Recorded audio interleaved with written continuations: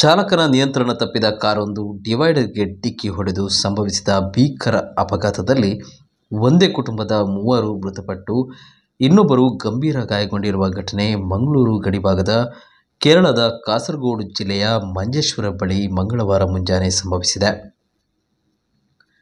ಅಪಘಾತದಲ್ಲಿ ಕಾಸರಗೋಡು ಪೈವಳಿಕೆ ನಿವಾಸಿಗಳಾದ ಜನಾರ್ದನ, ಪುತ್ರ ವರುಣ್ ಹಾಗೂ ಕಿಶನ್ ಮೃತಪಟ್ಟಿದ್ದು, ಕಾರಿನಲ್ಲಿದ್ದ ರತನ್ ಗಂಭೀರ ಗಾಯಗಳೊಂದಿಗೆ ಆಸ್ಪತ್ರೆಗೆ ದಾಖಲಾಗಿದ್ದಾರೆ.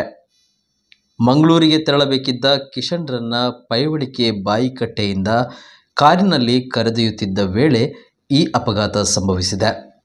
ಕಾರು ಕಾಸರಗೋಡಿನಿಂದ ಮಂಗಳೂರು ಕಡೆಗೆ ಚಲಿಸುತ್ತಿತ್ತು ಎನ್ನಲಾಗಿದ್ದು, ಅಬಕಾರಿ ಚೆಕ್ ಪೋಸ್ಟ್ ಬಳಿ ಬರುತ್ತಿದ್ದಂತೆ ಚಾಲಕನ ನಿಯಂತ್ರಣ ತಪ್ಪಿ ಡಿವೈಡರ್ಗೆ ಡಿಕ್ಕಿ ಹೊಡೆದಿದೆ.